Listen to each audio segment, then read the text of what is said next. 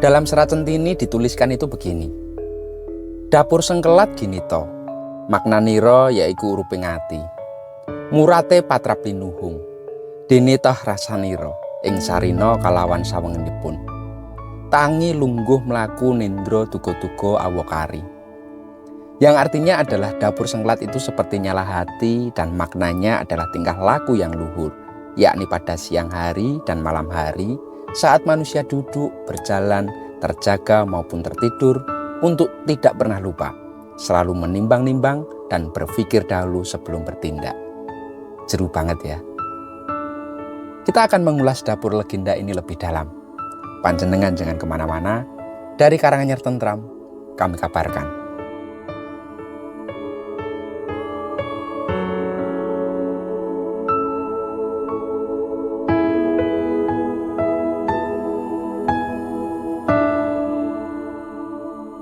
Busana pusaka ini ladrang Surakarta dengan bahan kayu trembalu lamen. Dan ini istimewa, gandarinya itu iras tanpa sambungan. Dibuat dengan penuh dan seluruh sehingga terkesan nyatria dan tegas di setiap sudut-sudutnya.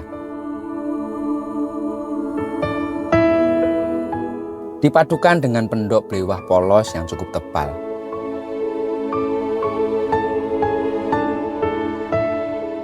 Secara keseluruhan perajengannya nampak begitu gagah dan pastinya dudut hati. Mari kita buka untuk isinya. Pusaka Luk 13, Dapur Sengkelat Pamorus Wutah Tangguh Mataram Amangkurat. Dan pusaka ini kami ucapkan dengan mahar Rp3.200.000. Jika berminat silahkan komen di bawah atau langsung japri kami.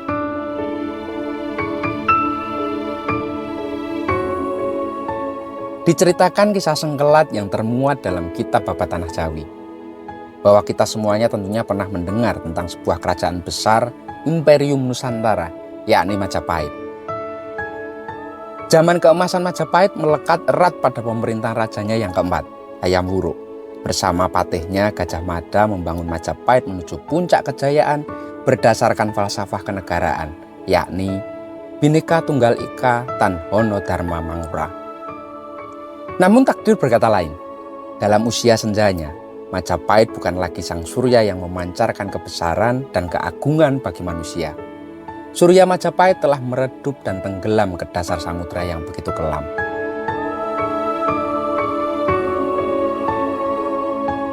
Kesucian dan keluhuran yang pernah dicita-citakan seolah telah pudar atau kehilangan makna. Kebesaran, keagungan, kemuliaan, dan bahkan kehormatan yang pernah menjadi kebanggaan beratus-ratus tahun yang lalu tiba-tiba menjadi asing, tak dikenal lagi, tercapik oleh berbagai intrik. Majapahit perlahan-lahan telah merangas, keropos, bahkan membusuk dan akhirnya tumbang. Dan jatuhnya Majapahit ini ditandai dengan sengkalan sirna, ilang kertaning bumi pada Saka 1400.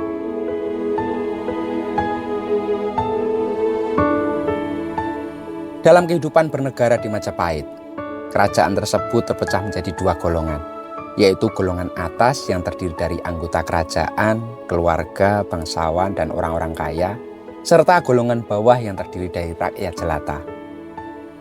Perbedaan dan perselisihan di antara kedua golongan itu begitu besar, sehingga mengancam persatuan dan kesatuan Majapahit ketika itu. Untuk mengatasi masalah ini, konon dipanggillah sekitar 100 orang empu untuk membuatkan satu keris yang begitu sakti. Keris istimewa tersebut dibuat dari bahan yang diambil dari berbagai daerah dan dinamai dengan Kiai Condong Campur. Nama tersebut dipilih sesuai dengan tujuannya. Kata condong dalam bahasa Jawa kuno yang mungkin sudah diserap menjadi bahasa Indonesia berarti cenderung atau lebih mendekati atau mengarah pada. Sementara campur berarti menjadi satu atau persatuan. Dengan demikian arti nama keris ini kurang lebih adalah pembawa kebersatuan.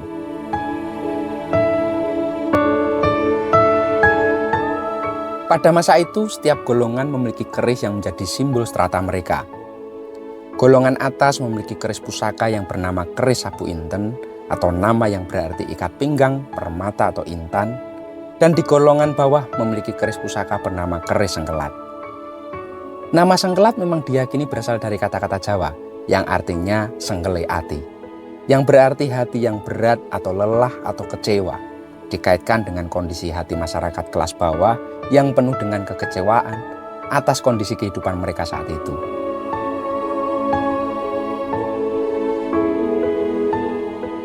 Masyarakat Majapahit dan masih diyakini oleh masyarakat masa kini, meyakini bahwa setiap keris pusaka itu memiliki kekuatan angsarnya, bahkan memiliki karakter dan kecocokannya sendiri-sendiri.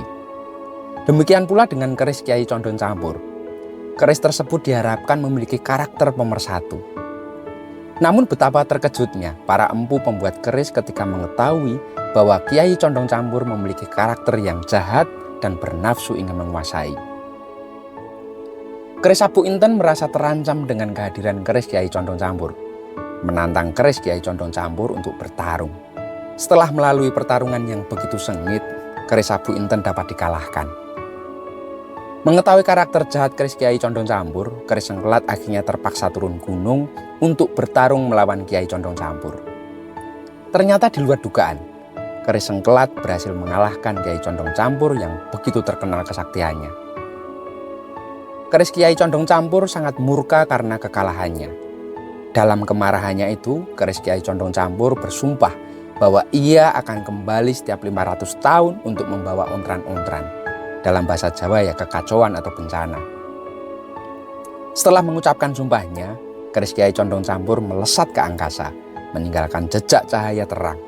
Inilah yang dikenal orang Jawa atau orang Majapahit waktu itu sebagai lintang kemukus atau bintang berekor. Mungkin inilah sebabnya masyarakat Jawa hingga saat ini masih meyakini bahwa penampakan komet di langit adalah pertanda akan adanya bencana.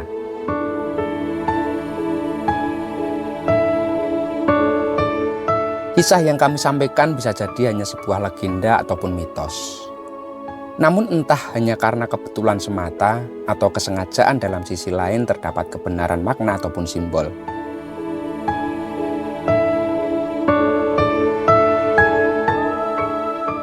Sengkelat adalah simbol perjuangan wong cilik atau mereka yang tidak berketurunan atau berdarah priayi.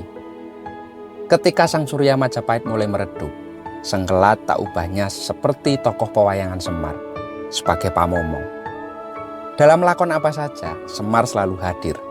Dalam lakon Semar Membangun Kahyangan misal, dia menjadi tokoh sentral yang memimpin perjuangan melawan kebatilan. Bahkan ketika Betara Guru dianggap tidak becus memimpin Kahyangan Jungkring Saloko, Semar baru turun tangan. Tokoh ini juga sering muncul sebagai sebuah ironi kepemimpinan, misalkan dalam lakon Resi Dantang Seto.